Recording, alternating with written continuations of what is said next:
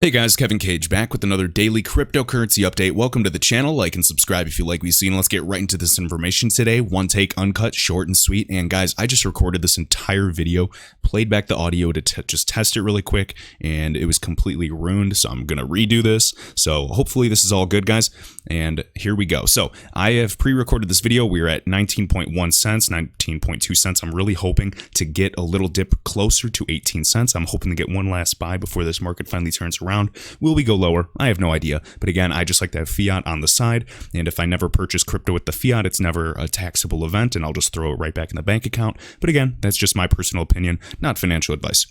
So right here, Michael Zischek. Type in on YouTube, Michael Zischek, Z-I-S-C-H-E-C-K. If you want to hear him just kind of address the Shane Ellis theory a bit, it's interesting. Now, do I completely believe this will happen? No. But is it possible? Absolutely. Anything's possible. You cannot just shut something out, because then you are shutting your mind off to the possibilities, okay? And you're simply limiting yourself and your own potential as well. So what's interesting here is, I know we call it the Shane Ellis theory, but I saw somebody comment this, maybe it was on a YouTube video, and they said, well, it's funny because that's just how markets work. So, before this whole Shane Ellis theory, we're just using that to describe XRP at a very high price instantaneously or overnight, or skipping from 10, to, $100 to $1,000, whatever people believe, to each of their own.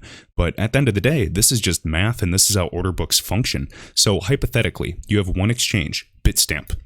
Now we have various exchanges. So if we had one transaction over $5 million as a market buy order, it would eat through the buy and sell orders, whatever was available, and it would drive the price of XRP up to 54 cents instantaneously. If you go to the exchange, you can just look at the order book, count all the way up. It'll be about $5 million to get it to 54 cents, and boom, that's how it works.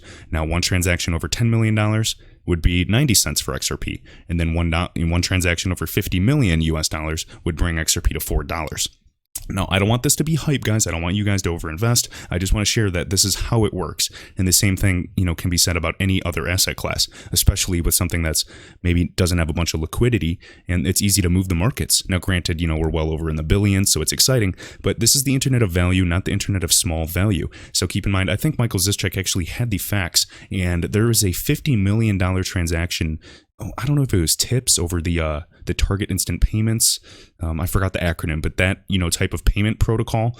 But essentially there's like a $50 million transaction every, so many seconds or every minute. And that's unbelievable. And that alone in the European Union would drive the price up exponentially. So keep this in mind. This is only for, the correspondent banking network. Just imagine when we include the foreign, the Forex market. It's unbelievable. So what's one thing is, to take into account that's interesting as well before I ramble in this video gets ruined and I have to redo it, is if the price, say, went to 54 cents instantaneously on Bitstamp, there would be market arbitrage or exchange arbitrage occurring. So people on Binance or trading bots on Binance and Coinbase would see that XRP is trading on Bitstamp for 54 cents. They would then transfer their XRP that they have on their exchanges at 20 cents. They'd exchange it to Bitstamp and start selling all their XRP at 54 cents as fast as possible and eat up those order books. And then the price would potentially go down.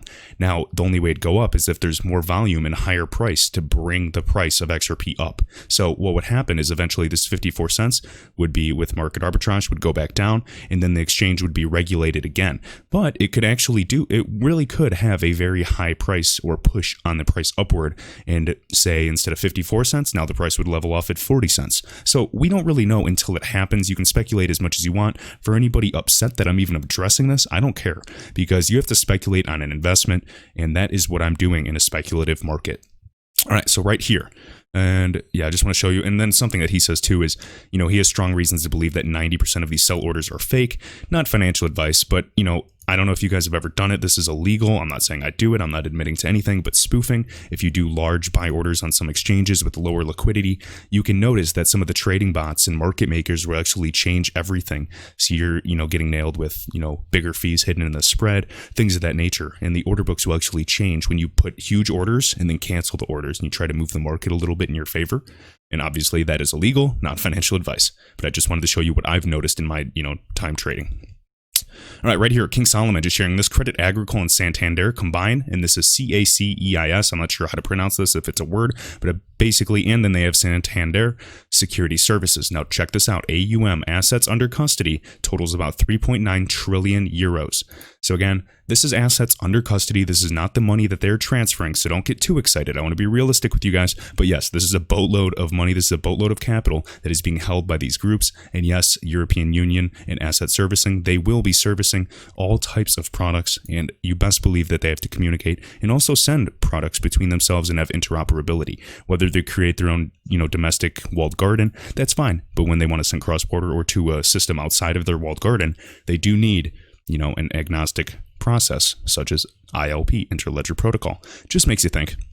Interesting for sure. And we know that, they're already partners, of course, Credit Agricole experimenting with Ripple blockchain. And Ripple, we know we've shown videos of them talking highly of XRP as well. Banco Santander.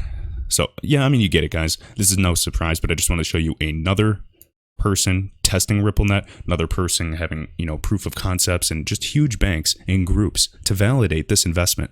This is not, I don't even want to say another altcoin, but we have a track record here with XRP. Granted, the price is not there yet. We are waiting for actual usage. That is what I'm, waiting for. Why would I sell when the network is not even being adopted to the level that it's made to be?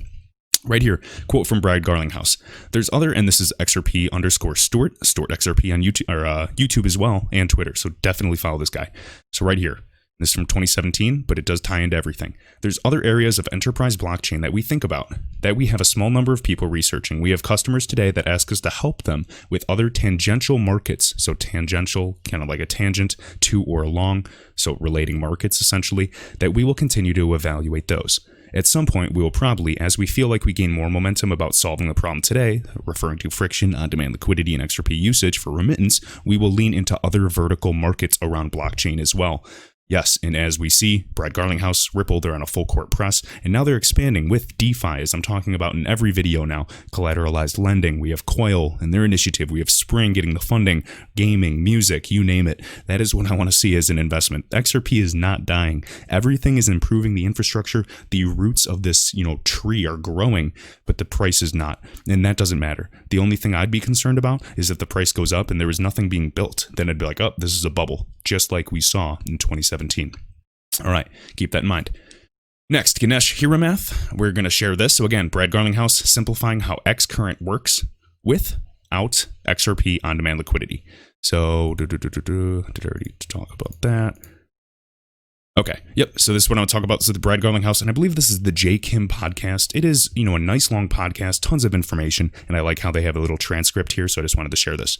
So again, Jay right here. Now, once a customer is onboarding onto Xcurrent, on-demand liquidity, which is XRP, is another solution. Does that come in the same enterprise software suite where they can simply flip a switch? In the flip of a switch, all can switch to XRP. Brad Garlinghouse, yeah. Now, I'm not trying to hype you guys because it depends. Sometimes Xcurrent has better, savings, and XRP on-demand liquidity is not needed. Remember, we're here to remove the friction.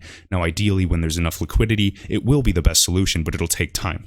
We have to be competitive, and eventually on-demand liquidity with all of the corridors will be more efficient. But right now, it's only more efficient where there's hard to reach corridors and partners in the corresponding banking relationship. So remember, this is a marathon. It is not a sprint. If there's been more building and plumbing and infrastructure built behind the scenes that I don't know about, then hey, maybe it will be a sprint. But right now, I'm going with that pace. I think that's a healthy way to expect an investment, not a get rich quick overnight. If I get rich quick overnight, I'm happy either way, but I just want to be realistic as well. All right, so right here, and I know I speculate plenty as is. So Brad Garlinghouse, again, it's simplistic. You're connected to RippleNet, and we can offer different features and functionality within that. If you already have liquidity, you don't need to use on-demand liquidity, and those payments do not touch XRP. So you could use Xcurrent, you could use Swift GPI, especially if you're transacting from easy corridors that already have tons of liquidity, and there's already savings within that, such as the euro to the US dollar to Japanese yen, things of that nature, guys. The common currency pairs.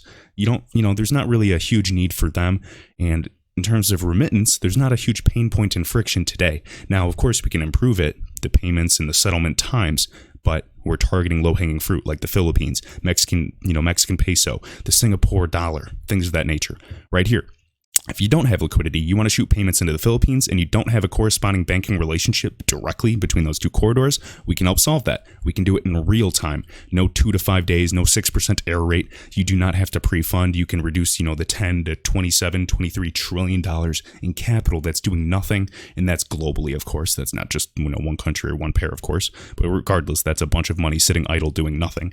And you can shoot off payments into Philippines using XRP as the payment mechanism. That is what I want to emphasize, guys. Just keep in mind, XRP, right now, low cost, faster transactions, low cost, high volume.